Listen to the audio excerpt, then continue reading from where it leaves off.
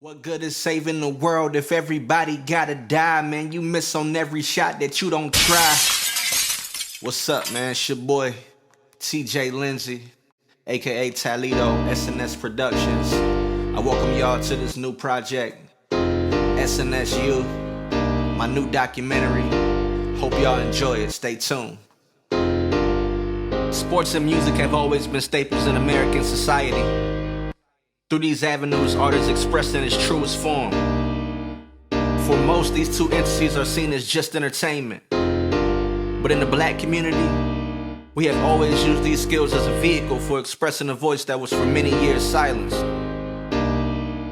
My name is TJ Lindsay, aka Talito, artist and producer for my very own production company, So Serious Production. I'm a former basketball player at Southern Illinois University. Basketball teaches so many life lessons, and my favorite is, you miss 100% of the shots you don't shoot, so let it fly. Why not? And I guess that's why I'm here with you today. While sports are constant in today's society, through bringing people together and teaching many skills, including hard work, very important skills to have. It plays up on a fictional world that does not exist outside the confines of the sports industry. Black Americans in many ways have used music and sports as a form of power to represent a community and culture in hopes of seeing that day come where all matters are equal, both on and off the playing field. The phrase art reflecting reality or reality reflecting art is the perfect synopsis of this struggle. The one variable is that sometimes a false reality is used through art that influences true reality in the worst way. The style and grace with which these players perform with has inspired a generation of children and adults of all nationalities to live vicariously through these figures. This industry has transcended barriers and brought with it a sense of togetherness throughout many people. Sports has served as a gateway to black prosperity as many see it. However, this same prosperity has not translated into much change within the larger community as a whole. While black athletes and entertainers show tremendous coordination, power, and skill and intelligence while in the natural environment of their profession, they still have little to no control over the business in which makes them rich in the first place.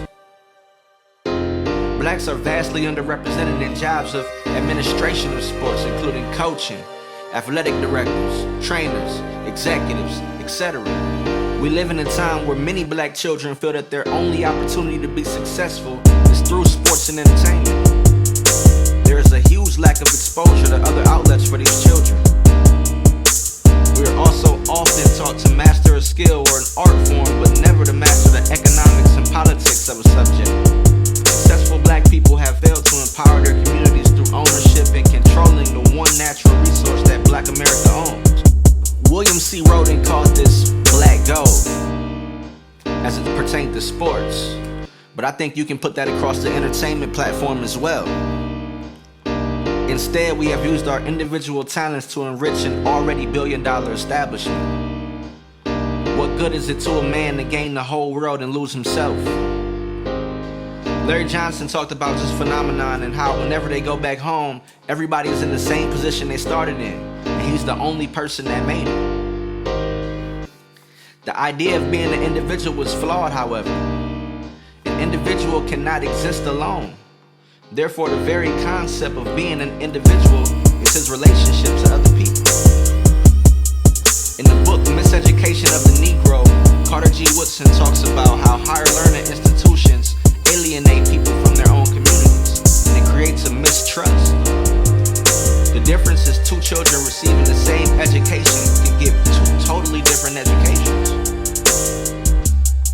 The most important thing about education is the intention. If you don't have the intentions to use the education in a way that's going to empower yourself or your community, then that education will be used in a very different way. The education must relate to the child in order for them to reach their full potential. We have allowed black talent on TV to give us the illusion of progress. In reality, most influential figures are often those on the ground floor putting in work in the community with the kids on a daily basis.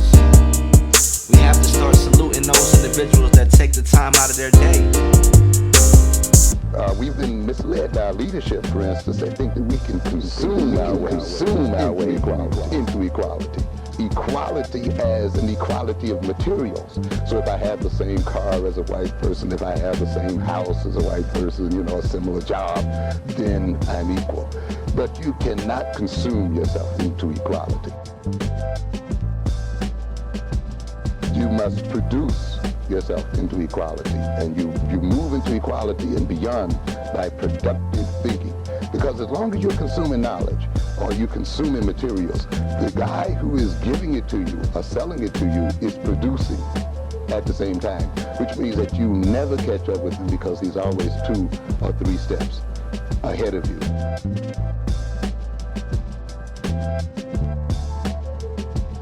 Why is, say, Shakespeare more important than Langston Hughes or James Baldwin? Why is that? Because the Europeans perceive themselves as more important than non-white people, and it justifies their so-called superior position as such.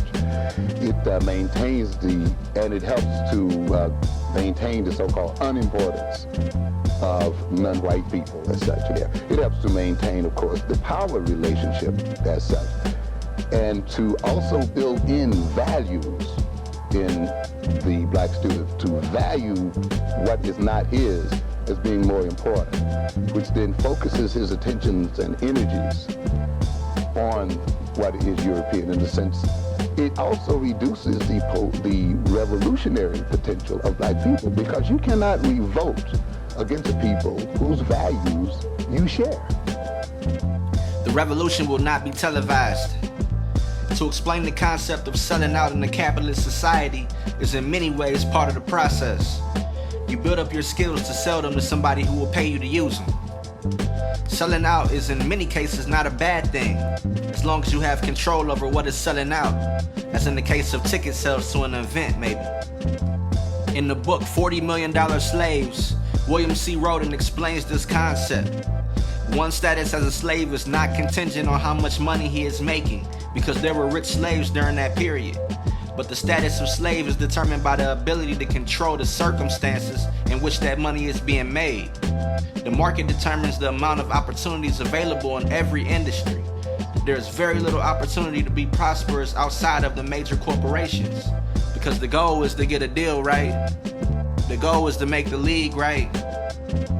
Social media has been a huge breakthrough and definitely is helping more and more people to overcome these circumstances and be seen by the world for their talents. This technology has truly been a godsend for many artists, including myself, and creatives around the world to help monetize their craft. We will also talk about how much money is made through these avenues that usually profit a lot more from the artists pursuing their passions than the artists themselves, in the case of streaming services, for instance. While there are many opportunities overseas to pursue these careers, this documentary will explore the Black American plight based on a historical context which forced the black man out of the country for many years, such as Jack Johnson, Tom Molyneux, Major Taylor, and many others, in order to practice their crafts professionally, because they couldn't do it here. We'll focus more heavily on the progress that has been made here in America using sports and entertainment as a vehicle for black progress. And without further ado, I welcome you to SNSU, the documentary.